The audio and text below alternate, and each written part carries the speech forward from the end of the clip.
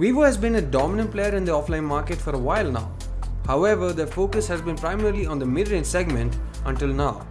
They've just brought out the X21 in India, which is their flagship product.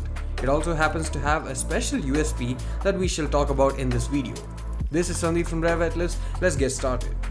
If you're looking for the fingerprint scanner, you won't find one on the front chin, nor will you find one at the back or on the sides. That's because the X21 is the first smartphone to feature an under-display or in-display fingerprint scanner. It'll work through the screen protectors even and is pretty accurate too. It's not perhaps the fastest scanner on the market, but we could probably give that a pass since it's the first implementation of an emerging piece of technology. It's known by the X21 UD moniker outside of India, but in India it's just the X21. Users get 128 gigs of storage along with 6 gigs of RAM, and the device is powered by a Snapdragon 660 octa-core chipset. The phone has a 6.28-inch Full HD display with an aspect ratio of 19:9. Seems like it shares the display with the OnePlus 6, which matches the specifications but prefers to call it Optic AMOLED instead of using the Super AMOLED nomenclature that Vivo is using for the X21. The bezels are pretty minimal, and while it does have a small chin, it's still much more minimal than most phones out there, and Vivo claims a screen to body ratio of 90.3%.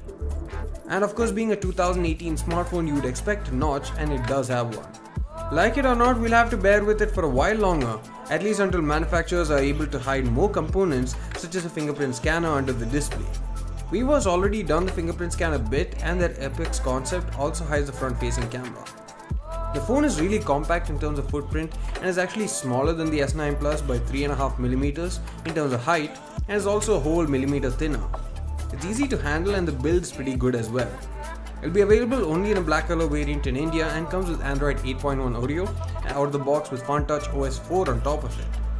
At the back is a dual camera setup that consists of a 12MP f1.8 1x2.5 in sensor size, 1.4 micron pixel size and dual pixel technology.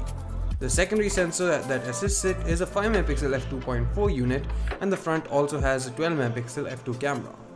The SIM card slot is located at the bottom, which is quite a different location for the same, and it's a hybrid dual SIM slot. Funnily enough, it has a micro USB port instead of a Type-C one, and it can be used to charge a 3200 mAh battery, which supports fast charging at 9 volts at 2 amperes.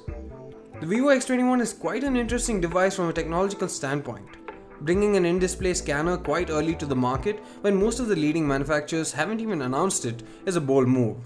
The pricing of Rs 35,990 is definitely on the higher side, considering that its sister company as well, OnePlus, is offering the latest device at the same price, but I guess that's where Vivo's offline presence will come into play. It'll be interesting to see how the phone fares in our review. We'll include a purchase link for the smartphone in the description below. Thanks for watching, see you again in the next one.